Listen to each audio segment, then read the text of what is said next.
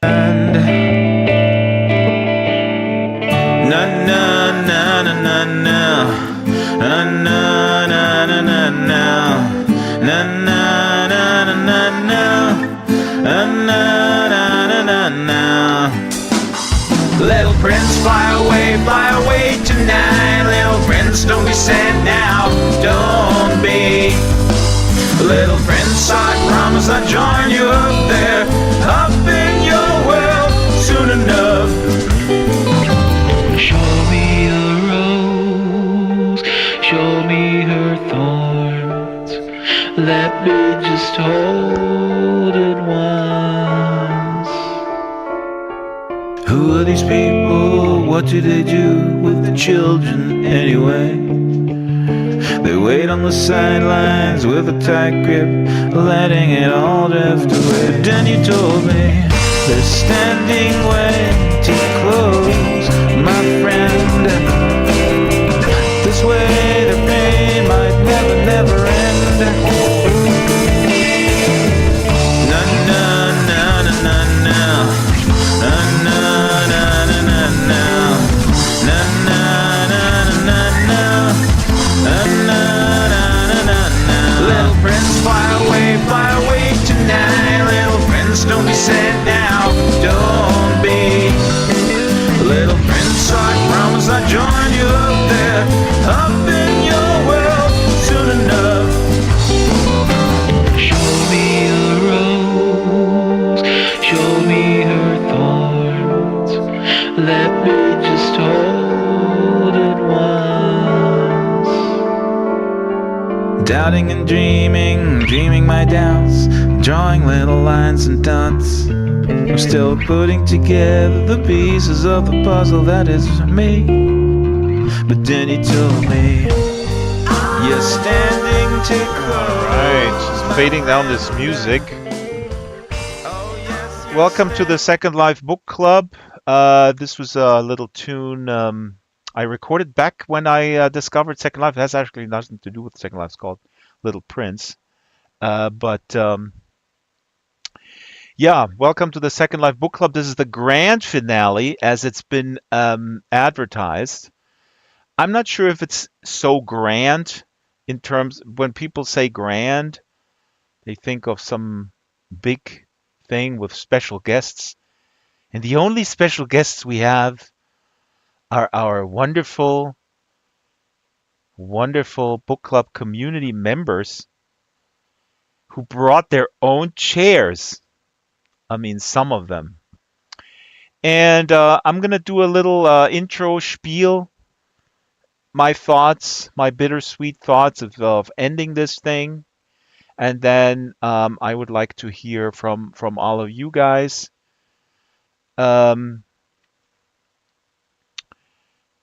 About your reading. Maybe we'll do like a question of like, why do we even read when we have AI? You know, a provocative question like that.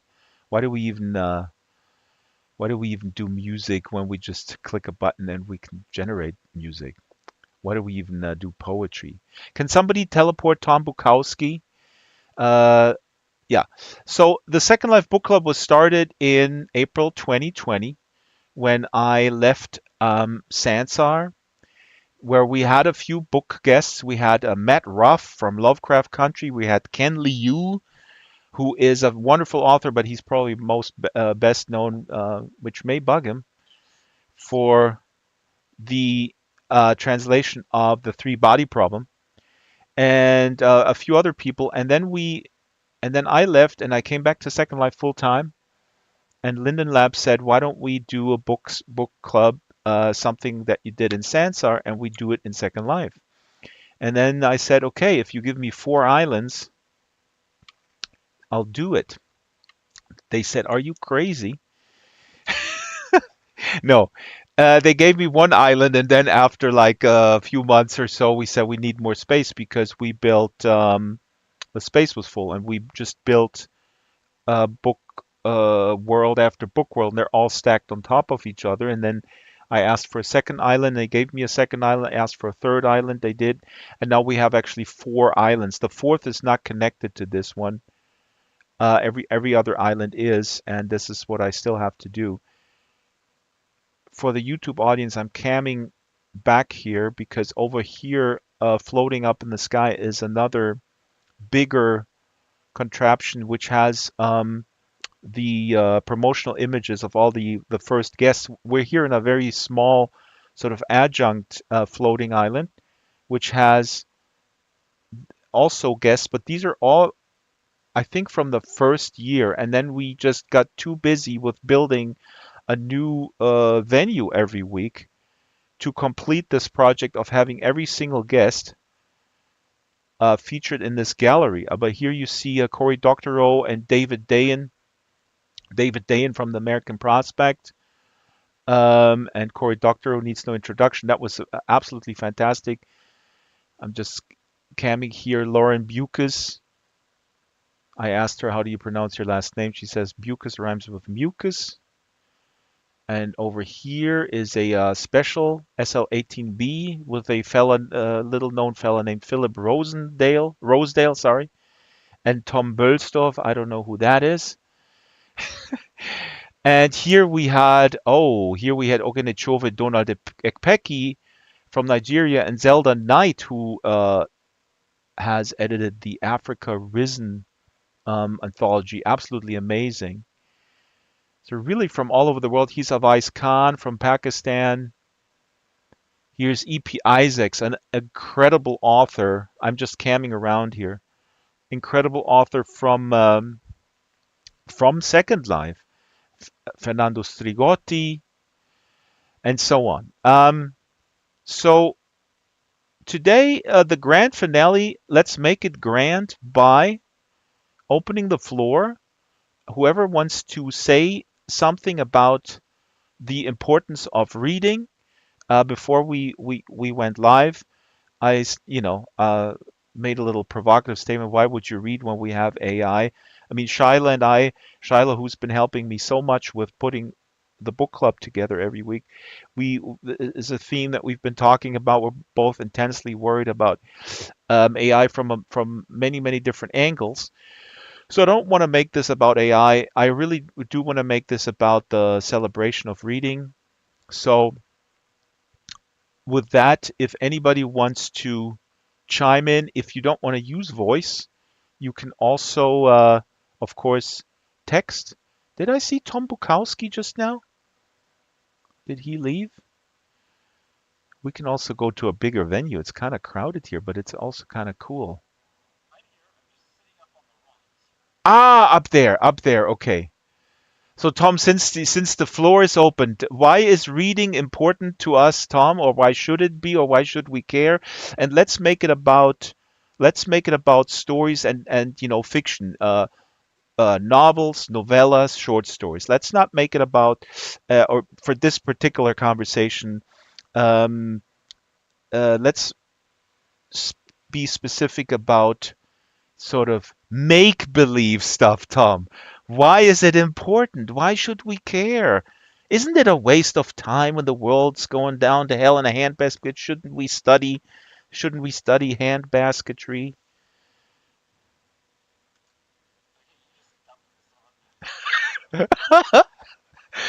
I mean, why okay, why do you read? Why do you read?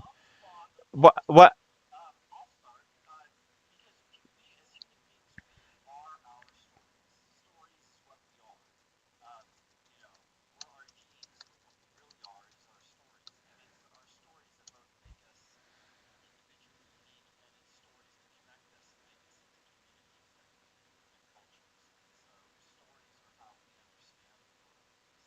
hmm That's well said. And let me, well, you teach, I mean, this is yeah, go ahead.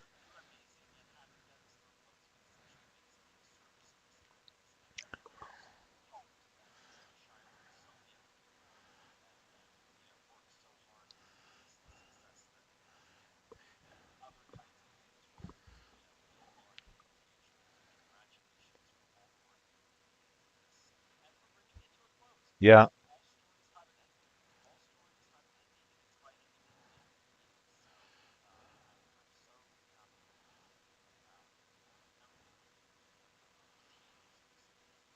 Well, sitcoms don't have an ending; they have to keep going. Uh, but no, thank you. And I am really happy to know that, because from the individual feedback that I've been getting, and this was really the purpose and still is, to bring in uh, lapsed readers or people who feel that they're somewhat isolated, when they're like into reading, when everybody is just into like binging Netflix or whatever, and to do this in Second Life, where some people have given me feedback, some authors, very few actually, who declined to come on this program when I kindly asked them via email, usually, is that they're not into games. Now, this was really the outlier, because a lot of authors had absolutely no sort of fear of engaging with a visual world, arguably, that may be seen by some in the publishing industry as the mortal enemy, because if eyeballs are in Second Life, they're not on the books that they publish and sell. So this is kind of a common theme that we discussed with many readers. Of course, this is all a very nuanced issue. To what Tom just said about stories, I want to give a shout out to Tom, who has recommended to me, maybe 6 years ago or so, a book that ended up being one of my favorite books, by China Mieville, The City and the City, about a city that is split in half, where the other half is invisible by, half, the left half, if you will, is invisible to the right half, and vice versa. And then two, or, well, I don't want to spoil too much. Anyway, there's a detective story on top of this world building, and it is absolutely insane, and it's pretty clear what China has presented us here in fictional format, or working through issues, um, allegorically, issues that are very, very much on the forefront of the news right now. And he's done it in a way that is absolutely ingenious. And when you read this sci-fi book, essentially, this sci-fi novel, sci-fi crime, there's no way you will not understand that this is probably inspired by an absolute tragic real life issue that we see, or we should really engage with right now, uh, in my mind and the mind of many others, a genocide that is going on in a certain region. But the story is drawing you into the daily lives of people that maybe a UN report on atrocities or good investigative reporting simply cannot. And that's I just wanted to use that as an example of what stories can do. Yeah. Does anybody else want to chime in? I'm currently reading a book, or I actually just finished a novel by a Palestinian writer, Emil Habibi, very, very famous. And it's a book from 1974 called The Pesoptimist. The Pesoptimist. What does it mean? It's a new word that is a combination of a pessimist and an optimist. I highly recommend this book. And also, actually, let me say, before somebody hopefully interrupts me, somebody who is brave enough to open their mic, is that I have decided from January 1st, uh, I knew it. This was almost like I'm speaking to Cody specifically. Um, Hi, Cody. I'm good, Cody. Good to see you. Where were you for 4.5 years? Let me just finish this thought, please. So I have decided that from January 1st, I will read 1 hour of selected short stories every Wednesday at the midnight SLT hour. So it's late night for the SLT dwelling crowd, and for the European crowd, it's early in the morning. But that will be announced through the book club. So if people could, if people want to chime in what the book club means to them or meant to them, actually, let me rephrase that. Not what the book club means to them, but what reading means to them.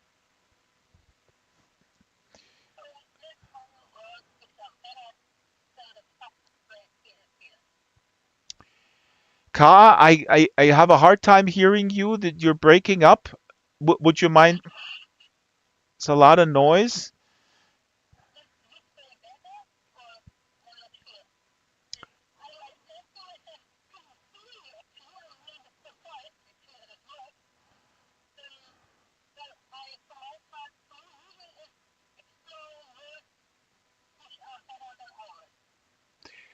Okay, I only heard that you want to experience or you enjoy experiencing worlds that are better than ours.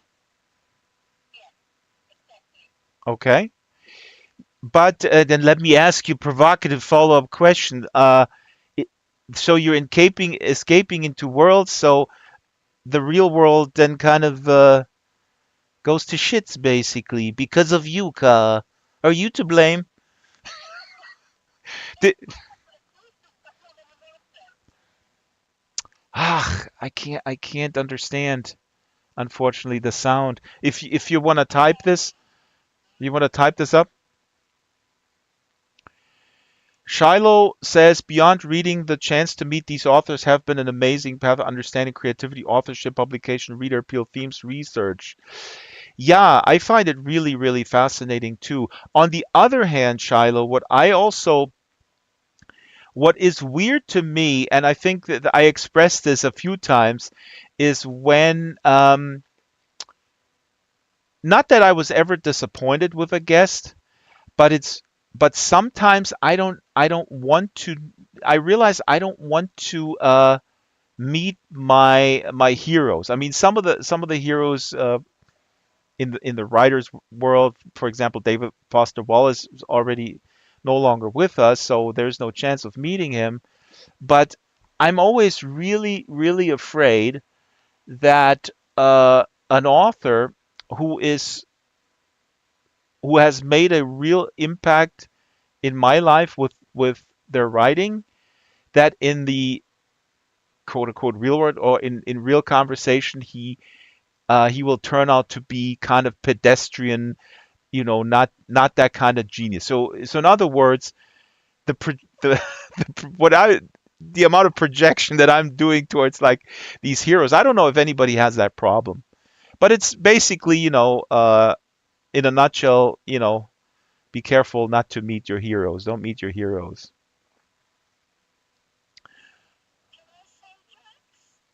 Yeah, Jessica.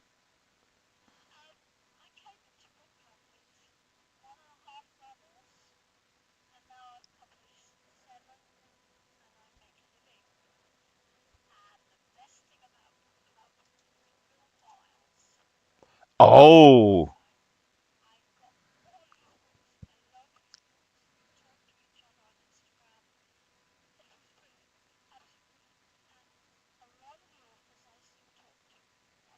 that's amazing. Awesome.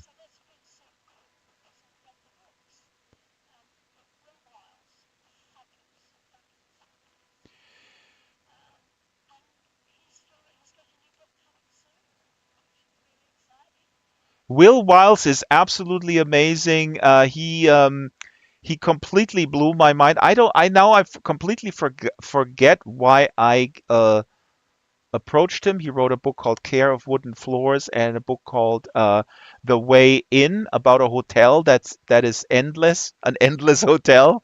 That And then Plume, which came out during the pandemic, which is also really cool, but he was talking about how that was not really received well or something. Yeah.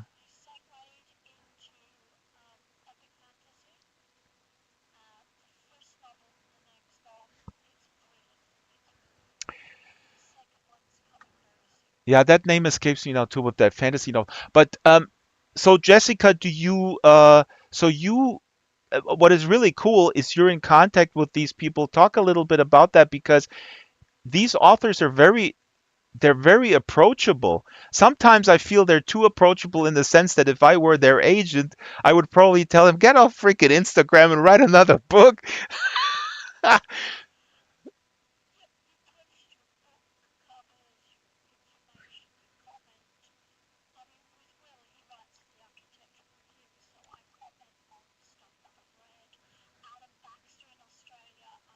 Oh yeah.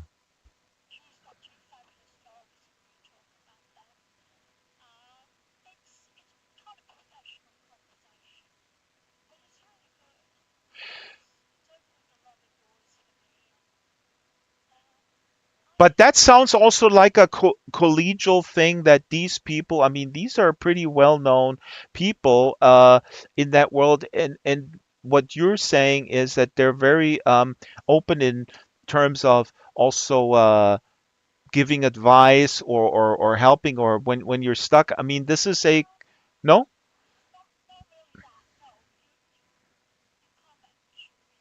Oh, I see.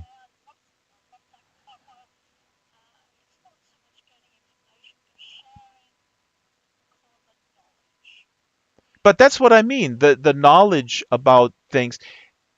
I mean, I'm not in that world. But I used to be when I was more involved in the music world. There are some worlds in different creative endeavors where I have encountered um, an attitude of not sharing knowledge, where there is a very intense feeling of being in competition with other people. That's good.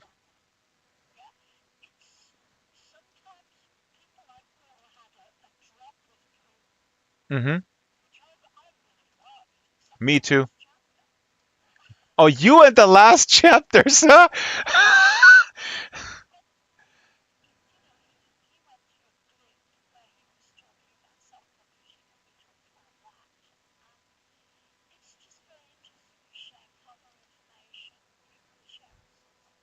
Hmm. Hmm. Right.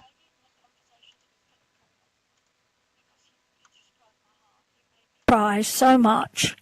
I had to tell him, and I got a lovely email back. Hmm. Um, it's appreciating, but book club has So been do you just? important for me. Mm, thank you. Um, Somebody Very just said important. they can't hear the other people. Oh my God, this is full of glitches Oops! here with Shut up, over. Jessica. No, no, no, no. It's how OBS transmits the information. Yeah. Um, this is very cool. And so, tiny little anecdote from my end.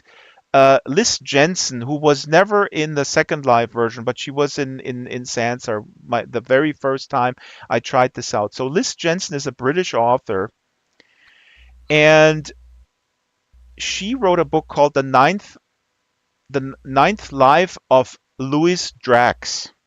Okay, Louis Drax, no relation. But I was in a used bookstore in Edinburgh when I met to meet a Bremelin Wolf, famous Second Life animator and maker of all sorts of crazy stuff. So I was about to meet a Bremelin Wolf to make a video about his work in Second Life and Sansar, and I go through this used bookstore, and of course, you have like this. You're drawn to your own name somehow. I mean, you just see it, and I browse through these books, and I see a name, see a book with my name on it, Drax, and I take it out of the thing, and I was like, wow, that's the ninth life of Louis Drax. Interesting. Okay, I buy it. I read it. It's absolutely fabulous. It is sort of psychological crime thriller. Absolutely amazing little novel. Also a film made. And I go like, Liz Jensen, huh? Why don't I do like a book interview thing? I email her, and this is no, I'm not joking. This was in 2019. I email her, and within 45 minutes, she emails me back. So I email her basically, I just got this book and I have the same last name, and how weird is that? I really enjoyed it. Um, I work with virtual worlds. You may be familiar with Second Life, a virtual world, etc., blah, blah, blah. And there's also virtual reality worlds now, and so on and so forth. I email her. 45 minutes later, she emails me back, Second Life. Oh, yeah, I'm familiar with it. So, yeah, let's do it. And so that was just awesome. One of those things. So, Hey, this is Caddy. Can you hear me okay? yes, yes. I, with doing book club, I think made me much more aware of that I was in the ebb and flow of my reading. And I was doing a lot of professional reading, but coming here, I was exposed to so many different things and the authors. And dabbling in Substack now, I'm finding authors there that are so approachable, and I'm going into their work. And I love actually having familiarity with those people, not one-to-one speaking or anything. One writer I'm absolutely loving right now is Tom Cox. He's a writer in the UK, hard to describe. The main book I'm reading is Villager. He just came out with a new novel called 1983. He's just so clever and interesting and funny as hell. And meeting him, and Eleanor Anstruther does things in, you'll get a different one every week. What's that called? Like Dickens did. Yeah, like a subscription of a. No, they're just doing it a chapter at a time. Oh, a serialization. Serialization. And so she would drop a chapter every Sunday, and you found yourself not being able to wait because you needed to learn the next thing. Plus, then you're on their Substack and you're chatting with other people and hearing their perspectives and what they think is going to happen with the character. It's so interactive, and it's expanded how much I'm enjoying reading again. So thank you for that. Shyla brought me here to book club. Thank you, Shyla. Thank you, Caddy. That's wonderful. And we have a lot of the. Give me 1 sec, Cody. I just wanted to add up to that, and then I'll let you speak. But this is important because I'm a broken record on this stuff about, like, when people, say like, oh, I don't have time to read, or I don't enjoy reading this and this and that. And there's several reasons, and there's a lot of written about it and a lot of research. But one factor really is, and this is really worrying me and worrying many others, that we are moving towards a society where the reading is purely basically functional reading, meaning spreadsheets, contracts, things that are work related, and especially the novel, or a more sprawling novel, or more sort of complex structure within a larger context, is something that people may not be willing and or able to engage with. So this is where I'm intensely pessimistic, as a matter of fact, because I don't want to dwell on it. There's a lot written about this.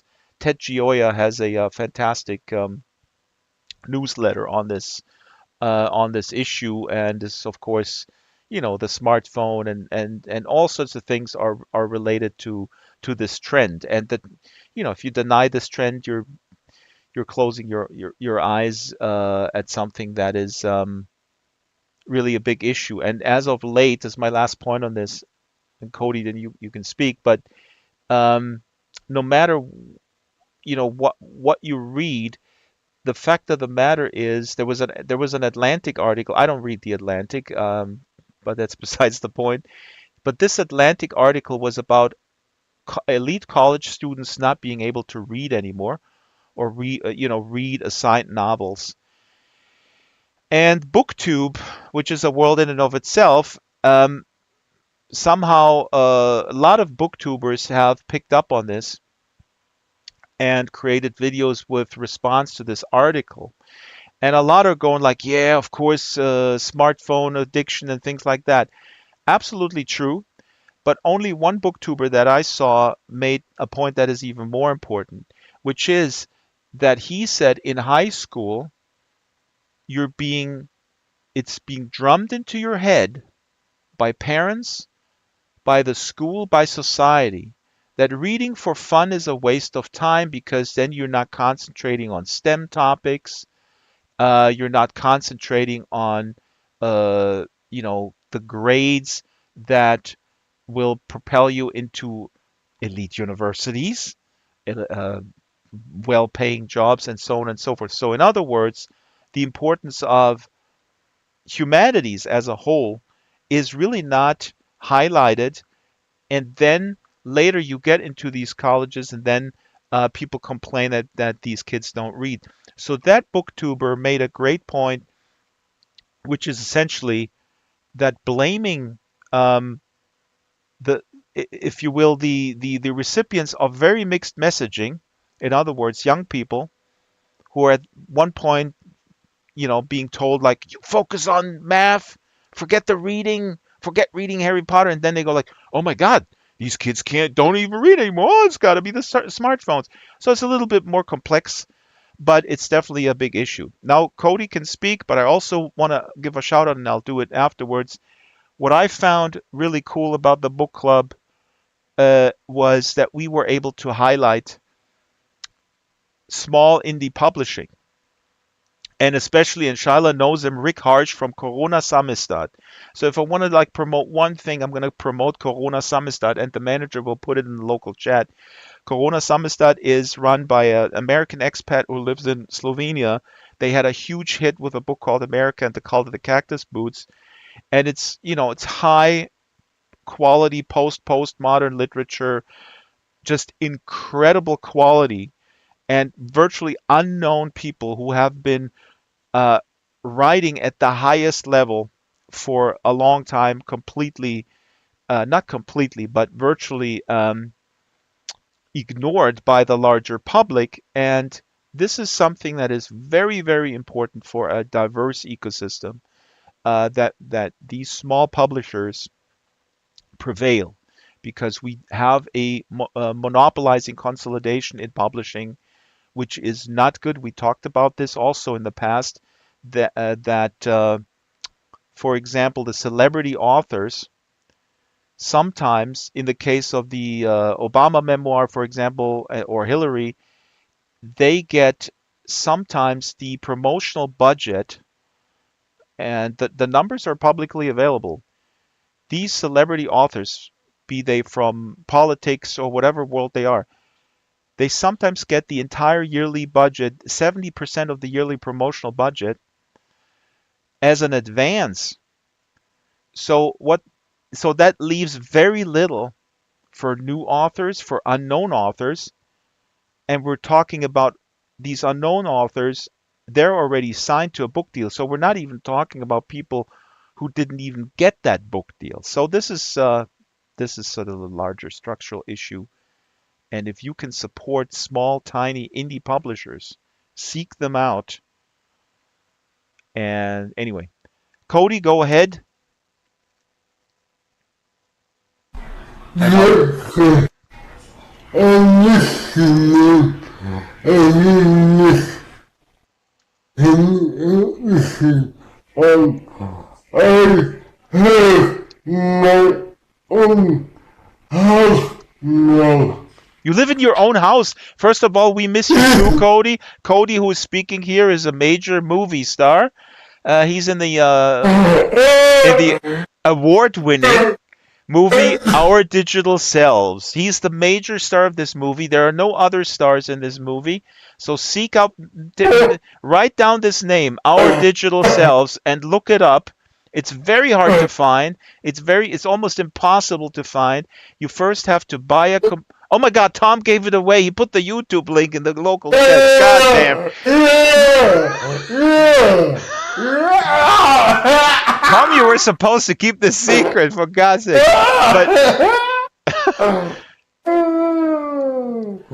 So you live in your own house now?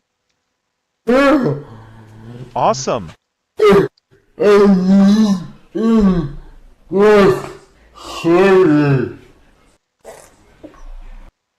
What?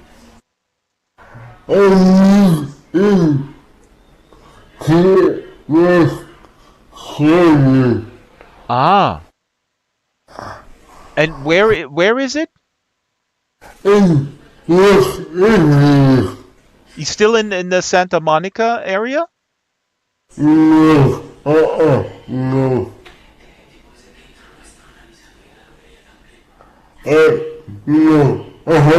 Yes.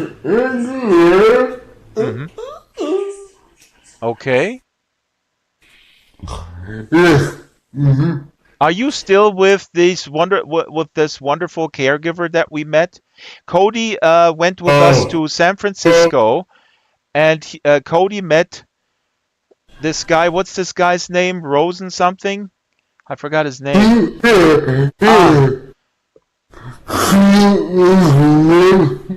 Hans-Jürgen Rüdiger Rosendale or something like that. Okay, we're supposed to talk about books here, but since Cody is here, Cody, let me tell them the anecdote. So we went to San Francisco to interview Philip Rosedale, and Cody, you were going separately with the caregiver. You were driving up, and we were in separate hotels, and then we were to meet up with Philip Rosedale at his then company called High Fidelity, and so we set the time, and I take my car, drive from the hotel. I drive around the corner, and I see Philip getting out of his vehicle in front of the High Fidelity office. And I park the car. I go around. I see Philip standing there, and then Cody comes around the corner. It was absolutely amazing, and I was like, "Oh my God, I gotta film this! I gotta film this!" And thankfully there were batteries in the camera, so we have it. We have this encounter. It was not planned. This encounter was completely unplanned.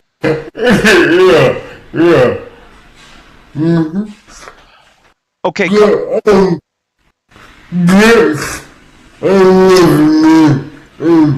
It's been nice seeing you again. We will meet again at some point. Yes. Cody, Yes. I have to be very, very rude, and you know that I love you and we love you. I know. Except Shyla here, I don't know. She has not professed her love as of late. Maybe she's Shyla is right there. I have to keep the topic on book related stuff. Let me see. Let me just check if because somebody said something in local chat. Ka said something. I love all humans with barbecue sauce. Now that's also not book related. But it would be a great book. That would be a good book. That would be a good book. Yeah, that's a great book title.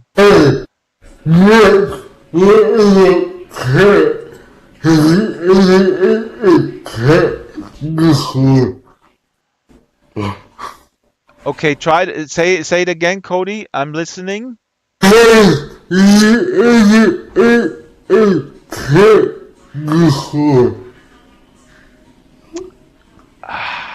Careful.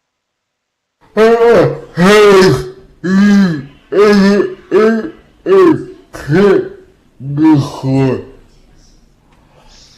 know the rest of what you're saying, Cody. I just want to make sure I'm hearing cat.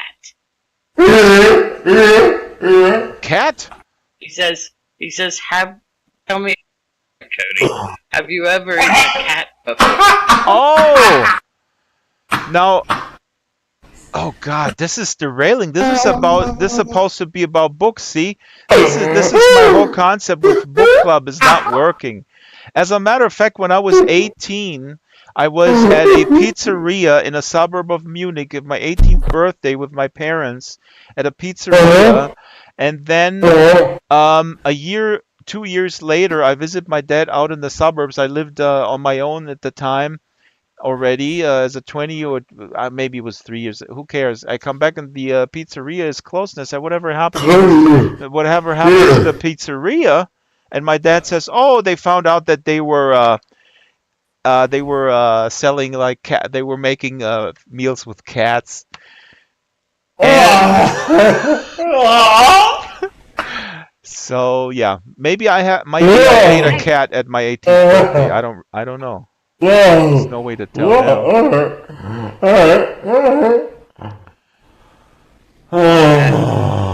So let's bring this back to books. Please, people, I'm opening, or the mic or the floor is open, this tiny little floor at this tiny floating island. I said it before that these 4 islands are islands that Linden Lab gave us. So I hope everybody cross their fingers that Linden Lab will not take away these islands. Okay? And because they could, if they realize, wait a minute, what are we paying for here? What else?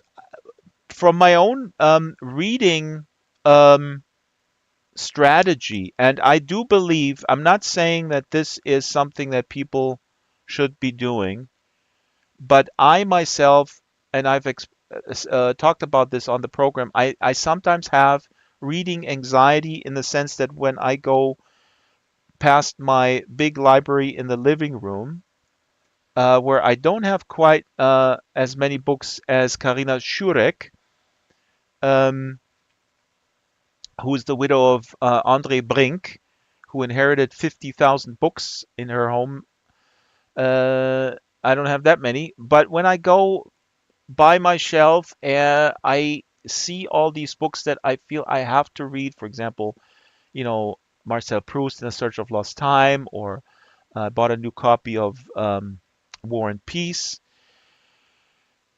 And so the way to help me out of this anxiety is, as it helps me with everything else, is 2 things. First of all, again, realizing and then meditating over the fact that I will never be able to read all this. Second, actually 3 things. Second, being thankful that I actually I'm fairly flexible, and I have maybe more time than the average working person. Umberto Eco's Foucault's Pendulum. That is actually, I took that out of the library for my 2025 reading list. Interesting you mentioned this, Shiloh. But so number 2 is to appreciate my privilege, but number 3 is also then to be somewhat rigorous in planning ahead. And so what I'm doing now is I have a following concept, and I don't know if this resonates with people. I basically have Monday as a nonfiction day, where I pick a book of, left progressive politics, history, sociology, philosophy, and this is my book for Monday. Obviously not the entire book, depending on the size, but I will then continue it Monday. Then on Sunday, I have short story day. That's when I pick short stories. And on Saturday, for right now, depending on what other things happen, my Saturday plan is to read an entire book from start to finish. So Saturday, the internet is completely off, with exceptions. Depends if I have to work on, if I want to work on the documentary series. But Saturday, everything is off, the phone is off, and it's one book from start to finish. Then going back to the week from 1 second, please let me finish, Cody. So from Tuesday to Friday, then, people who have listened to me will notice that I didn't talk about Tuesday to Friday, and Tuesday to Friday is basically the main novel, whatever that is, right? But what I found, something that doesn't work for me, and it may work for others, is to read different, several different novels at the same time. It does not work for me. I need to be in one world, and I'm talking about novels now. With nonfiction, anthropology, of course, too, whatever. It's different because I'm also taking notes, and so it's much easier to switch from one to another one, including rereading a chapter a lot slower. You put post-it notes in there and etc. So I can switch back and forth because I have also notes. But with novels where I have to inhabit a world, and I want to inhabit this world, I cannot switch between worlds. It will, I mean, I can, but I don't want to. Why? Because I noticed in my analysis that it will diminish the enjoyment. It will diminish the immersiveness of this world. If I go in there, I want to go in there 100%. I don't want to switch to a different world until this one world is finished, whatever that world is, right? The world of the three body problem trilogy, the world of infinite jest, and I'm talking, obviously I'm talking about massive books now. Three body problem trilogy is also 1,000+ pages. I mean, they all belong together. Infinite jest is 1,000 plus the footnotes, etc. So I think, anyway, this works for me. Cody, I'll let you speak. I wanna just look at the comments here. Let me check on the comments. I have a hard time reading more than one at a time. Caddy, this is exactly what I mean. And only one at a time, yes. Tsai says I can do it, but only like I have a series of something rather light to read and something that needs focus when I'm less tired, or one thing in daytime, another before bed. Yeah, like I say, I mean, this, I don't know if people are different, but last point on this, like with anything else, I think it's incredibly important to analyze one's own and be really kind of brutally honest with one's own habits, and really, define, look at these habits. Are these good habits in the sense of do they benefit my growth in knowledge and enjoyment and things of that nature? And so, as someone who thinks that literature is is better than food, this is actually a literal booktube channel. It's called Better Than Food. It's a good booktube channel. Yeah, I take that stuff seriously because I do want to be completely immersed and I want to go as deep as possible. Rereading is another thing. I mean, you gotta reread. If you don't reread, it's worthless. My opinion. Go ahead, Cody. What good series are you working on? What movie series I'm working on?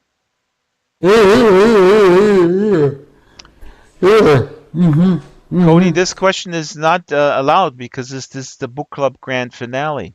Okay, I'll make one exception.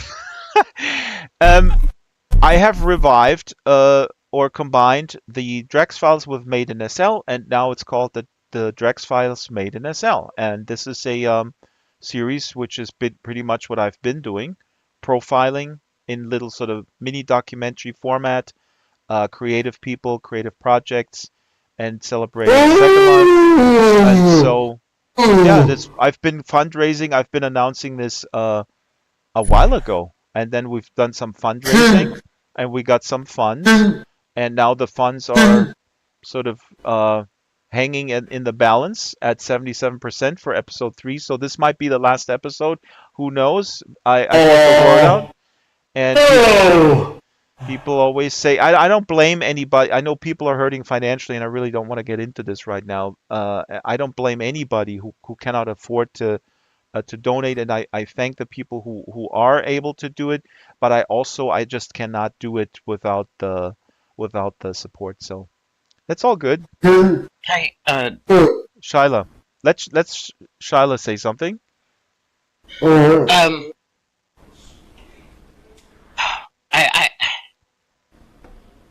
I think one of the things I've learned since book club is that books talk about books, the sci-fi and stuff, the things of the future, have so much to teach, and that some of the things, we need in our world, they come out of fiction, and I don't know that we always believe them or understand them. I know I don't.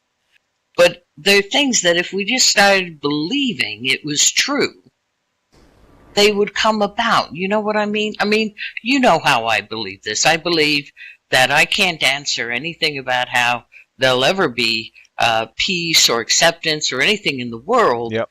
But I know the first step is I've got to believe it's possible. Yep. And absolutely. I think some of the books I've read have given me kind of a look at what those things might be, and even the suggestion that they could be is helpful. Absolutely. That's wonderfully put, because if we look at, we can look at any number of issues in the real world right now, and I'm not going to get into it, I promise, although people know that I'm a very political person. If I were to say what is wrong with the so-called real world, it's really, there's a lot of things wrong with it, but a big one is a complete failure of imagining better futures of the imagination, and it's going to get worse. And we had an amazing author on, Professor Christian Gotzi. Now, Professor Christian Gotzi teaches at University of Pennsylvania. She wrote many books, and she wrote a book called Utopia, The Everyday Utopia. Now, I emailed her when her previous book came out, and now the title escapes me. God damn it, please somebody look it up, Kristen Gotzi. God, this is embarrassing. I remember her title, but anyway, like 2 years ago, I think she was on for the first time. I emailed her and said, "Can you come on?" And she said, again, same spiel in the email, like, are you familiar with Second Life Virtual World? She emails me back and says, "Oh my God, Second Life, of course. I'm familiar with Tom Bölsdorf's work." Now, I don't know this Tom Bölsdorf fella. I know a Tom Bukowski fella, but anyway, that was very cool. Yeah, Everyday Utopia is her current, but the one before, Caddy, please look it up. That's when she was here. It was God, anyway, continuing with Shyla's point about imagining things. A journey of resilience and success? No, the first time when she was on. I'll look it up. Don't worry about it. Now, Okay. what Shyla said is important, because the failure of imagination is the issue that we have to contend with, and this plays hand in hand with what literature can do. And Shyla has been going on and on, thankfully, about a book called Proust Was a Neuroscientist, which the title is suggesting what the book is about, which is that literature or literary writers have imagined worlds or have described worlds, and through the relationship of the characters within the worlds that they have created, have basically anticipated what neuroscientists then later have confirmed is actually happening in the brain in certain situations and interactions with other human beings. The previous book, it's not her previous book, but the Kristen Gotzi book where she was with us is called Why Women Have Better Sex Under Socialism. Everybody's, oh my God, I gotta get that book. That book is actually really amazing. That's an amazing book. Highly recommended. Why Women Have Better Sex Under Socialism. And when you Google Kristen Gotzi, or when you look her up on YouTube, the third video that comes up is our conversation with her. So, next comment. Did people comment? Have I missed it? Better sex under socialism, not much else to do. That's not really... God, that's very funny. but it is it's a little bit deeper than that. But I'm also a socialist. What can I say? I'm actually a communist now. I used to be a socialist. Then I was an anarchist. Um, no, I mean, I'm not gonna, I could go at length about what her thesis is. I mean, it's very straightforward. It's economic security. It's the economy, stupid. Not that you're stupid, Kaha, but it's really economic security for the woman. The woman in uh, the former Eastern Bloc countries, and she goes through every country, and she looks at just that not just that aspect. Uh, she's not ignoring um, the authoritarian nature of a lot of these regimes. That's not the point. The point is that the economic security, the decoupling.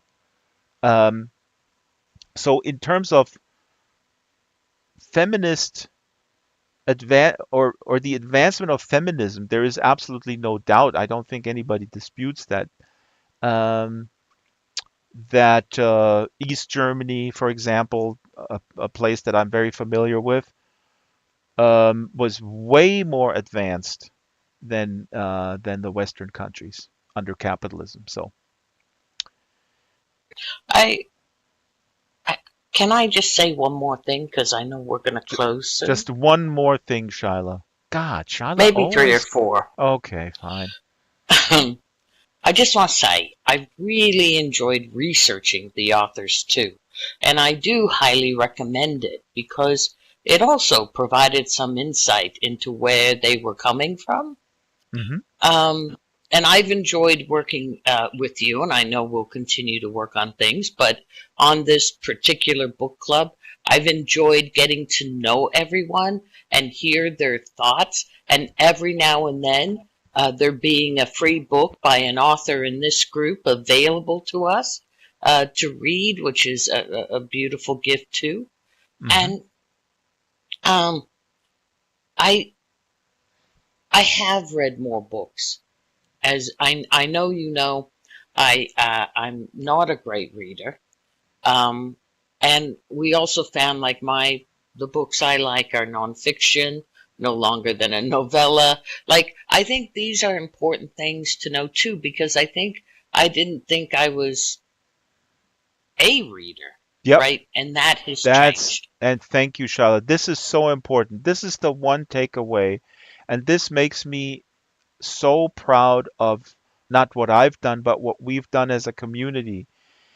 And we get this feedback. I remember a guy, Derek Landy is a best-selling author of young adult sort of horror novels, the Skullduggery Pleasant series. It's a hugely internationally super successful series of this detective who's a kind of undead skeleton, very funny. And Derek Landy's an Irish author, and he came in and this was a huge deal. HarperCollins, I think he's with HarperCollins. Person called me and said, "How many books do you want for this for the prep?" And I said, I read a lot in prep, and I was like, "Yeah, maybe I can read three even." And she sent me a box with 30 books. And Derek Landy, we had one, and they advertised it on his Twitter feed, and I was coming in and I saw a guy in Second Life, a newbie, and he was a young person in college, and he said, I said, "Hey, are you new here?" And he said, "Yeah, I just signed up an account for Second Life because I want to go to this Derek Landy um, event." And he said, I stopped reading completely when I was in college because of the onslaught and the pressure and being completely overwhelmed. Similar to what Caddy was saying, but different in the sense that I mean it's very similar. You are overwhelmed with what you have to read, but have to, right? You're forced to even if you're pursuing something out of passion, but you're forced to read something, and it's very different from picking it up because it comes to you, I don't know, by recommendation or you stumble across it or whatever. And especially if it's not um, fiction or stories, but it's again spreadsheets, accountancy things, or technical manuals, or anthropology. I'm just joking. So that was really awesome that this young Derek Landy fan said that, and he said Derek Landy brought me back. I think I was not a reader anymore, and he brought me back to what Shala is saying. And Shala and I talked about this also many times, that there's a lot wrong with the educational system, of course. One of them is that learning to read is can be difficult, and the way it's taught, there's a lot wrong with it, and a lot of kids, they inherit you know kind of a trauma, I think, that then makes them kind of hate reading, and this doesn't have to be that way. There's a lot of different ways to teach it. I forgot Ka's comment earlier about historical fiction, which is a kind of a cool genre. There's also an entire subgenre of sort of alternative history in sort of the sci-fi subgenre and stuff. Um, as people know, I'm very big on literary fiction, but Tsai said I remember things I had to read for school. 15 to 18 were sort of discouraging me. Then right after I got a diploma, I actually picked up some of these books. Absolutely, Tsai. My son came to me in ninth or 10th grade, and there is a important German novella called the translation is Romeo and Juliet in the Countryside by Gottfried Keller. Okay, this is kind of a dispute between farmers, but their kids, they love each other, but it's a forbidden love because the farmering neighbors, they hate each other and so it ends tragically. It's it's something that a 10th grader or a ninth grader will hate. And the funny thing is, my son comes to me one day and, he says, Dad, please help me read this. This is such garbage. I can't deal with it. And I said, what is it? And he says, oh, God, it's called from Gottfried Keller, Romeo and Julia auf dem Lande. And I go like, oh my God, do I remember this book? And I say, come here, Kaleo, let's go over to the bookshelf. We go to the bookshelf, and I keep everything from my high school. I know exactly where to go. I go in the corner. I take out my copy that I read in 10th grade. And it's these little, Germans will know, it's these little Reclam yellow books for school. I take out my copy and I show it to my son, and scribbled all over the front and all over the back in my 10th grade handwriting, completely, defiled the cover of this book. And what did I write on it? I wrote, God, is this garbage? Who wrote this garbage? Can you believe this shit? I don't even understand what the F is going on with this crap. Why are they even fighting? What the F? And it's like all around, right? And I said, Khalil, I totally understand you. Let's read this together because I will find an angle for you, because this is an important book. And it's actually, if you have a good teacher, he will make this book interesting for you, and you will find it relevant to your life today in the 21st century. And then we read it together, and he really appreciated that. So what's the point of this story? The point of this story is that there are texts, canonical texts, in the cultural context of each of the nation states we reside in. And you can criticize the curriculum, and I think the curriculum also always needs criticizing. But there are certain foundational texts that are extremely important. The issue is how they're being taught, and it's really, the onus is on the teacher, and the teacher better do their homework. And I don't want to completely blame the teachers for not doing it correctly, because the teacher is also caught between a rock and a hard place, in the sense that the class sizes are too big. So we got into all this structural stuff. If the class sizes were manageable, the teacher would be able to engage with the students and with these texts that are difficult, that need an in, that need somebody to help you get into it, but there are nonetheless, unsurpassed mastery of describing the human condition, and they're not antiquated because these are universal, timeless themes, and I find it incredibly important to engage with these texts. Not exclusively. You need to have a balance. Go ahead, Shyla. There were some books that were required reading, and I don't know if it's the teacher, but it's It maybe is. the ability to have a rapport. Hmm. Because some kids have a rapport while others don't. And I was fortunate to have a lit teacher in high school that I formed a rapport with. It's why I write today, really. I credit her with that. It's why I write today. It's why I love to read poetry. Um, all those things were because I was able to form a rapport, Hmm. which I didn't with my algebra teacher. So don't ask me to do algebra. Um, But what you're but I describing here, think that's Shyla, is part of it. And I think, yeah, too, though, that you're right. Classes were not as small as they should have been even when I was in high school, but they were smaller than they are today. I think the other thing was arts were considered very important. And absolutely. That has absolutely. So the dynamic here is, and so Shyla is interesting because back then arts was more important than today. That's just a fact. But the other thing is the underfunding and the structural issues that results in these big class sizes is going to not allow most well-meaning teacher to just help individual people who have very different ways and abilities to engage with something that is a little bit more difficult.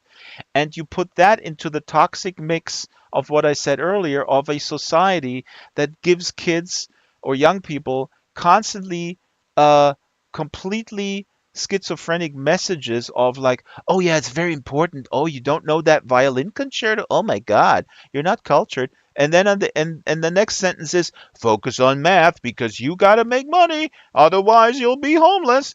So it's just totally toxic messaging, and the teachers on the front lines with a big class and sees a curriculum of, oh my God, this text is going to be difficult. The teacher is afraid to put this out there. The kids have smartphones. I mean, it's now I'm getting into my complete pessimistic, end of the world doom Draxtor doomer, soapbox. But that's it's a huge uphill battle on many different fronts. So. Iva, absolutely. it's also not chic right now, right? I hate to say it, but chic really goes a long way to making something popular. And I think what's chic right now is, as you said, cell phones. There are certain cultural aspects that are chic, but video games and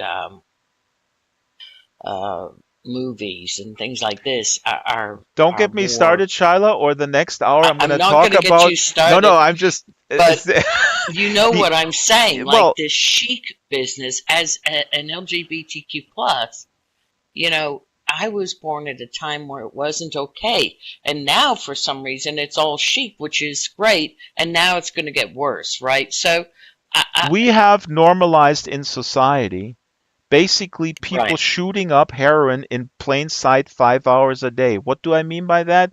I mean scrolling on cell phones. We talked about it, Shala. I go out helping with my dad in the suburbs, so I don't commute daily, and I haven't done it for a long time. Now I commute three times a week, and it's pretty depressing to see people staring on at their phones, scrolling incessantly like they are the only picture I have is people at a slot machine in Vegas. It's the same thing.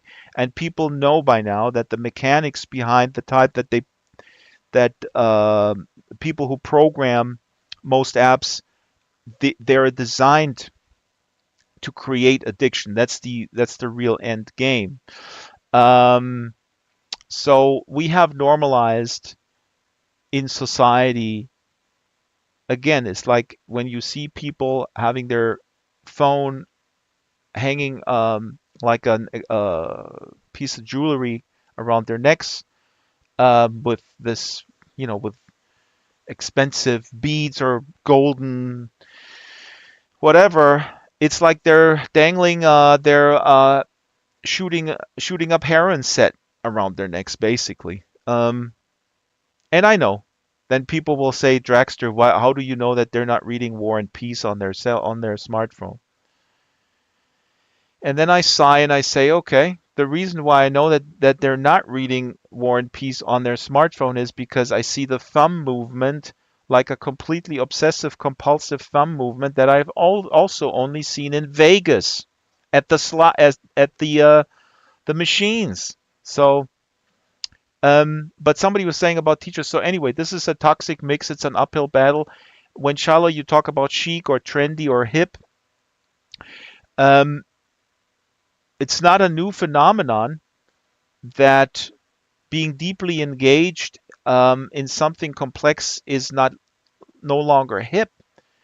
Um, it's unfortunately the case that, and I remember about maybe 8 years ago was the first ad I saw that said this game will make you addicted. And then I heard some kids saying that. I was like, oh my God, I'm totally addicted to that game. So this whole addiction theme, inshallah, no fear, I'm not going to start talking about Infinite Jest again, although this is what David Foster Wallace foresaw in his magnum opus. It's normalized, and that's pretty worrisome. But we want to add on a positive note. Please bring me back from the abyss. Bring the Doomer Well, Draxter back from the abyss. I think we've made a lot of friends. Wait. I think we've learned about a lot of great books. I think it has, for me, been, well, maybe for everybody, but I don't want to speak for everybody, but I think it's been Why not? insightful to learn about a personal side of some of the authors, and and to get that kind of look beyond the book. Maybe is that a good way to call it, by actually hearing it from the author themselves? I think we did a great thing. I think it was a great thing to have during COVID for authors, and I think we filled a gap there. I don't know. I can't find. I wrote down a list the other day of all the things I got out of book club. Well, about a week and a half ago. I don't know where it is, but it was a lot. Mimi Pink Dot, thank you, Shala. Mimi Pink Dot on YouTube. I'm just looking over here. And GoSpeed, if you want to say this in well, please do. Mimi Pink Dot says, I would love a list of these foundational books to read, as I am sure I have barely scratched the surface throughout my life. Now, Mimi, ping me in world. Oh, I think she's out. But there is also some really good booktubers. And I want to point out Leaf by Leaf is a great channel. So people take note. Leaf by Leaf, a friend of mine, Chris Villa. And also the other one is the Hardcore Literature Book Club. And there's any number of booktube channels who have lists of foundational texts and important canonical books. There was even, and I'm going to put this in a group notice because I can't think of it now, but there was an attempt by a booktube channel, which I thought was brilliant, to come out with a new foundational sort of canon. Because when people talk about canon, the reality is these are older books, which are nonetheless important. But this guy was basically saying we need to update. We really need to update the canon. Now, I read. I wrote a book. Read a book called Satan Tango by Lajlo Krasna Horkai, who is a Hungarian author. And oh, don't take Steinbeck out. No, absolutely not. Not to take things out, but put things in. Now, why do I mention Satan Tango? Because this book blew my mind, and there's a 7.5 hour film made of this book. Now, this is just stuff that I love. This book is the bleakest book I've ever read. It's about people in a completely lost village that is abandoned. They don't know what to do with themselves. They're waiting for two people who apparently left and wanted to come back and give them good news. And I know everybody here wants to ask me, Draxtor, what's wrong with you? The world is bleak. Why do you want to read a book about where it rains all day, where people are completely lost and abandoned? Well, Jessica, that is pretty good because I'm waiting for Godot. No, that is quite brilliant. Well, it's because I read to embody other people's lives and find out more about myself, and which is me as a human being, and the conundrum of what it means to be a human being. I'm not. I have a big problem with pure entertainment. People know that. I'm not saying that when you engage in things that are purely, roller coastery, or or sponge cakey, go for it. But I myself, I want to be. I want to engage very deep with the darkness that is part of this short journey here on this planet. And by planet, I don't mean this floating island made of mesh. And so, yeah, that's what literature means to me personally. Engaging with something that is complex and difficult and does not have a simple answer, because life doesn't. Stranger says, hell, there does come a time when it is time for cat videos. There does come a time when there's time for cat videos. Stranger, yeah. But there's also, how about swapping out those cat videos with listening to birds? And if you don't have access to birds, physical birds, walk in Second Life and listen to the bird sounds. I'm not even kidding. The bird sounds in Second Life are very soothing to me, actually. We had an author on. She wrote a book called How to Do Nothing, which is, I'm looking up the subtitle. The subtitle is Resisting the Attention Economy. And she suggests that one of the big problems, and again, this is not a novel thought, is that when we're overwhelmed and stressed out because our input, right, is so overwhelming. I mean, we live in the modern world. We have this overwhelming input. The problem is that most people give themselves even more input in search for an antidote of being overwhelmed by the sensory input, right? And that's also kind of what addiction is. So that's also when I mentioned going back home from my dad at the end of the day with the commuters who probably had a pretty stressful day with job insecurity, with badly paid jobs, and all sorts of things. Worry. Do you think that scrolling your phone will relieve you of your anxiety or postpone it? Mimi here on the Mimi on the YouTube channel. Yeah, Hardcore Literature Podcast. It's called Hardcore Literature Podcast. Leaf by Leaf is fantastic. And let me look up the another channel that I subscribe to. He has a canon, a book about canon, the new canon. And also, since Mimi is on the, I'm going to just put this in the local chat here on YouTube. This is Corona Samizdat.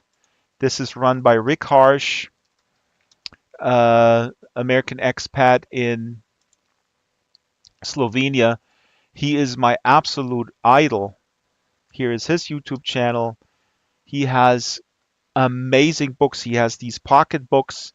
They're $10. They fit in your pocket. I mean, if there's anything, if you have $10 lying around and you want an amazing book of little known literary writers, go to coronasamizdat.com. You can't do, there's not one title that is bad. The manager is putting it in. Okay, so we're going to wrap it here. I'm going to go to bed, and I'm really happy that so many people showed up. Dex said something just now. Eva said something. We need to be underwhelmed. Yes. Yes, I didn't finish my thought about that. Absolutely. So it's about balance, right? Spoiler alert. It's about balance, and it's hard, and it needs practice. But the balance in our world of sensory input over, information overload is to walk in the woods. If you can't walk in the woods, stare out the window, shut things off, have these pockets of nothing in your day as a conscious practice. Did Tom just jump off the thing? How rude is that? What did Tom say? Thank you so much. I gotta run. Well, he fell. Eva says, I'm a bus driver. As a long weekend begins and the kids are getting off my bus, I tell them the best way to make it last is to do only tedious and boring things. I doubt they take my advice. Eva, why are we not friends? Are we friends? This is the best thing I've ever heard. I have a book for you. Let me befriend Eva. I think we haven't met before. We were? That's not possible. I get people getting off my friends list. What is going on? This keeps happening. This happened 10 years ago when Linden Lab told me when I couldn't log in anymore, and I was talking to concierge report support, and they said, well, you have too many friends. You have to get rid of some friends because the loading of the cards takes too long, and then Second Life kills itself in the login process. But Eva, you may not know that I'm obsessed with a book called Infinite Jest by the great David Foster Wallace. But David Foster Wallace posthumously has, they published a book that they found in his drawer on his desk, and his publisher put it together. It's called The Pale King. And Eva, what you said is reminding me of The Pale King, which I'm going to start on January 1st. If people want to read it with me, they can ping me. The Pale King is, I don't know if it's better than Infinite Jest. I mean, there's not much that is more ambitious and brilliant in its execution as Infinite Jest, and it's just crazy. Yes, Pale King was unfinished, and the editor Michael Peach put it together.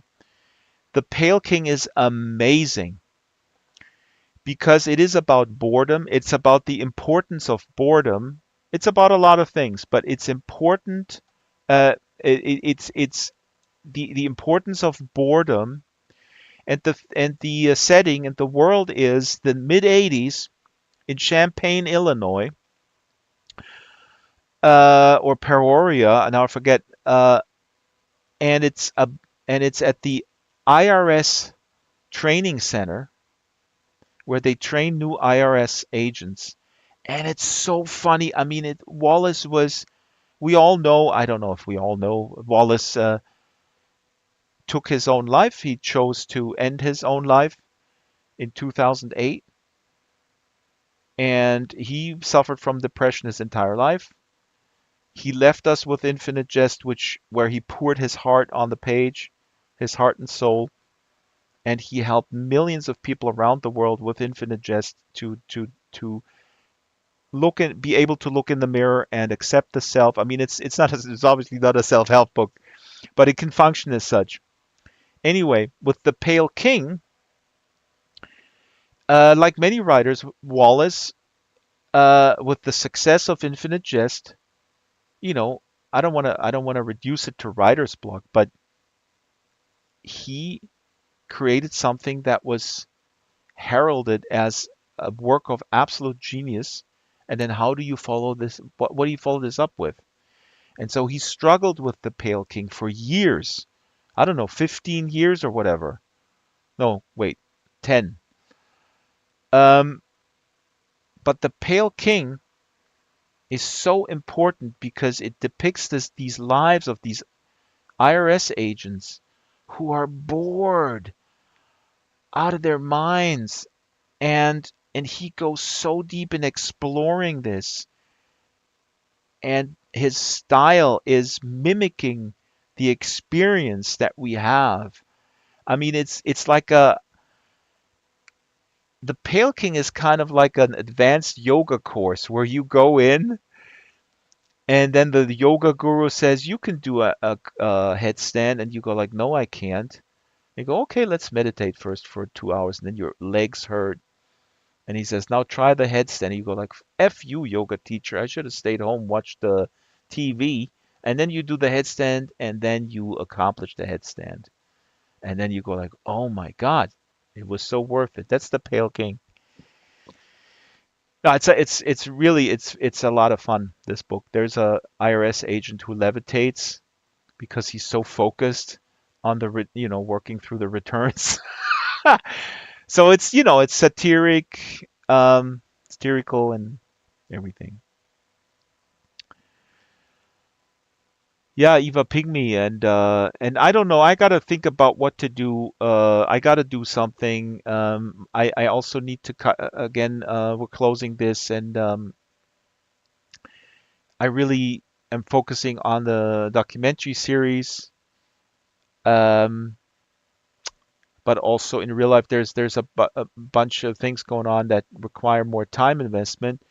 But in terms of Second Life, I really want to focus um, on the documentary series. And people know that the Second Life Book Club, there's an enormous amount of time that goes to the basically the technical aspect of onboarding people, um, onboarding authors, and 90% of them are completely new to Second Life, and I've always enjoyed that, but it's just a time investment that I cannot invest that time anymore. I simply can't. It's simple math. Um, it's like a full-time job almost of onboarding and helping people to go in, and also to building avatars and then getting feedback on avatars. And the same old, again, I don't want to complain about it because it's completely understandable how this stuff works. People go like, whatever, avatar, just make me anything. And then you say, okay, we'll make that. And then you log in and they log in and they go like, this is my avatar. I don't like it. Can we do something else? And I go, okay, sure. Um, so not every time. And again, it comes with the territory. And then you do onboarding, you do testing, you make special tutorial videos day in, day out. Uh, no, I'm not burned out. I mean, this is the main reason why I'm closing it. It's not sustainable in conceptually. And I'm not even talking about I booking people. I mean, being a right. booking agent, being the technical supervisor, preparing the books, hosting, and all this stuff. I simply cannot invest the time. Shyla, last word? Okay, my last word. And again, thank you to everybody, but a special thank you to you, Drex, because I did research and things, but I never took on the things you took on to make sure that this show was professional, informative, well researched, the whole 9 yards, and it was just a great job. Thank you. Yeah, as Jessica says, it's a presentational model that requires a lot of time. Yeah, absolutely. It brings people, you're basically living on Mars. We all do. And then there's some earthling author, and we say to the earthling, hey, do you want to come to Mars and present your book? And they go, sure, I do. It's awesome. What do I need to do? And then you send them a list what to do, and they go like, cool, awesome, no problem. And then you remind them, have you done these things already? And could we please schedule a little trip in the spaceship so you know how to get out of the spaceship and, not fly off into another spaceship or whatnot? Oh, yeah, I forgot about that. Okay. Yeah. So, again, not bitching about anybody in particular or, it's the nature of what Second Life is. It does require onboarding and help. I'm not gonna regurgitate a cliche about Kim Stanley Robinson. He was also scheduled, um, but yeah, I can't do it. There was one more thing I wanted to And say. Shyla I, always, I, yes, last I know, I'm words. sorry. I just keep popping in, but it I agree with you. It's not about the negative side of those things, but it's had a good run too, Oh, and I'm not life changes for absolutely. everybody, When and something so I don't, this is how I look at things. I mean, things start, things yeah, end. New things start. right, There's always something going on. Um, and yeah, I mean, we talked about also. I don't want to end this on a negative note, but you know where my trigger points are. I'm not here to. I'm here to do a public service. I'm very passionate about reading. I want to convince people that picking up a book is worthwhile and important, and will help you feel better about yourself, the world, and understand the world a little better, and all these positive things, much more positive than doom scrolling. Um, and so, if this is my goal to convince people of this broadly, then we have succeeded. But it's also um, I'm not here. I'm not here to provide background noise for people who um, need some background noise. There's plenty of that. There's plenty TV available. There's plenty. You can. I used to be on radio. There's people who just they don't care what radio station they listen to. They just go like, okay, this one is not broadcasting right now, so I'll go to the next one. You know. And I don't want to throw my dad under the bus, but we talked about something like his favorite talk show or something, and or his talk show ending or something or not being available. He says, "Oh, there's plenty of other. Then I'll just tune into that one." So again, I'm not here to um, bitch about people who want background noise. It's fine if you want background noise, but I'm doing something very specific that needs also an audience that is interested in it and engaged. And I had this audience, and sometimes it was small and sometimes it was bigger. And this does not matter to me. In that sense, my philosophy is the same as somebody who runs a small theater or a small jazz club. Sometimes there's more people on stage than are in the audience. That goes with the territory. But I am not in the privileged position anymore to donate this time. Eve Macbeth has been typing for the last half hour, but nothing is coming out. Eve, are you sure you're hitting the enter button? Yeah. As I said, if you're a community, that is fine. But if one person needs so much time for it, the balance is off. Yeah, I don't know. I don't know how to do it differently, Tsai. I mean, if you can send me an email and suggest something. But I've been in the producing content business, and content is a word that I hate. People know that. For a very long time. I mean, starting in radio in '99.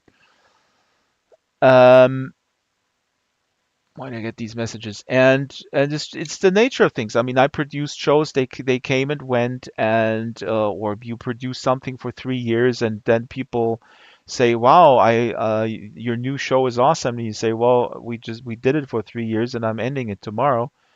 Um, that's just what the job is. And I have no. I'm not a romantic. I don't have any sort of romantic notion about these things. I'm very pragmatic. This was really we did something very important. Um, and Sai, if you're alluding to a scenario where this could be done with a team, absolutely could be done with a team, and it has been done with a team. But I'm not interested in managing a team because I don't have the time. And I decided, and I have done a big fundraiser on the show, on the documentary show, talking exactly about these things, and we'll see how the documentary show goes. If the fundraising, if there's interest. Jessica, if there's one shortage of something that I don't have a shortage of ideas or projects. This has never been a real problem. And I think people forget that first and foremost, I'm a musician, and I have 2 albums coming out this year, which are substantial. I'm very happy that we're not producing 130 videos per year, which we did on average with the team under Strawberry at Linden Lab. Um, it feels good to not have to be an alcoholic. I was going to say workaholic. Workaholism is it's valued in our society as, oh my God, as the go-getter, lean in. And I've been certainly guilty of also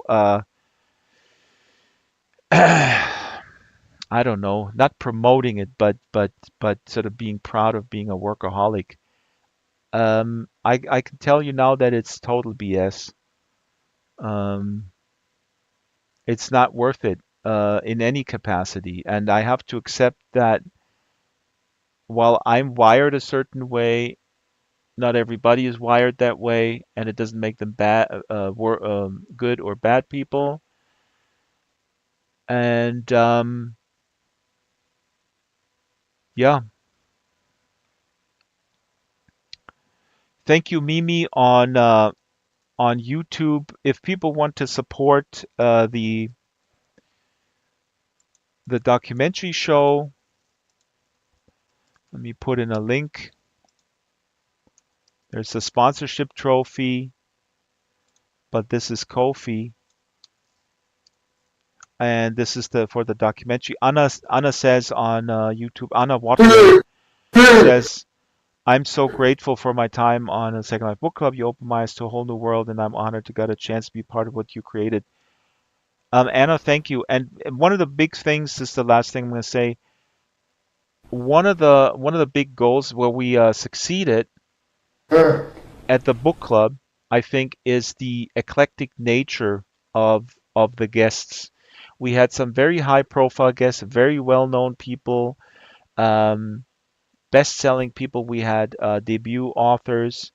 We had really tiny little presses. We had self-published authors. Jessica was saying earlier, she actually got also very productive. I mean, I'm not taking credit for your productivity, Jessica. That's amazing. And yeah, people fell off the stage. We had translators. And yeah. Good. Can I see in my island that I'm digging? Try that again, Cody, please. I'm sorry. Can I see in my island that I'm digging? Send me your album on Google. Yeah, I have an island in St. Can you come to my island and Oh, he's Oh, to your island in Second Life. Yeah, send me the landmark. But right now I have to go to bed because I gotta get up in 5 hours. Okay? Cody, send me the landmark. Drag it over to me. And let me, Cody, I gotta wrap this stream. We're about 10 minutes over, and tomorrow is a tough one. Cody, send me it. I'm looking forward. Thank you, everybody. Thank you, folks who enjoyed what we were doing. Thank you, people who got back to reading, or Caddy was saying something so important. I got the landmark. Let me do the quick outro, please. And Pauline, I was gonna acknowledge everyone. Dusa, Dex, Stranger, Arieto is up here. Ka, Shiloh, Tura Brejuianu from Romania. That's a cool last name. Valencia, Tsai, and Shadowblade, Eve Macbeth. If you want to support the documentary work, please donate through Ko-fi. Please do not donate on YouTube, but I appreciate Mimi and Kitten. Thank you. The problem with YouTube is they take 40%. It's highway robbery. Ko-fi is a nonprofit, small operation, and that's where I have set up the donation for the documentary program, which is my main focus. Okay, and I'm gonna cut the stream now with a little bit of Mimi. You can also email me, Mimi here on YouTube. You can email me because this Canon. I'm gonna look up the Canon thing. I completely forgot who did this Canon for the 21st Century project because it's pretty cool. People can also look me up on Goodreads if they like, where I post what I'm reading.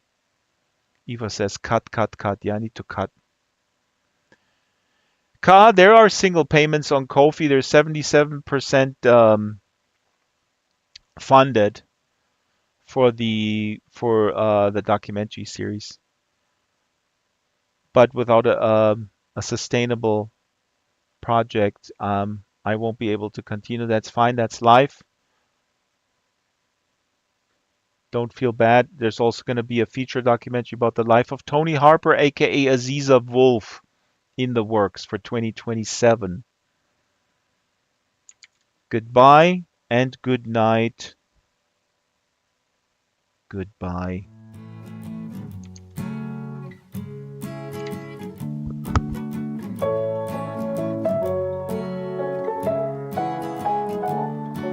We're all thrown into it, one way or the other.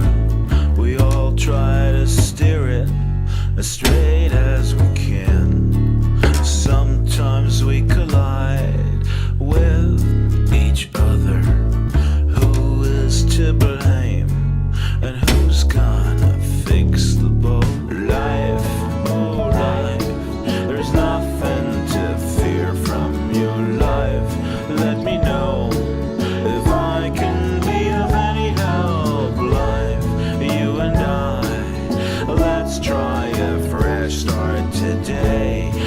then you say, let's close the door on the past.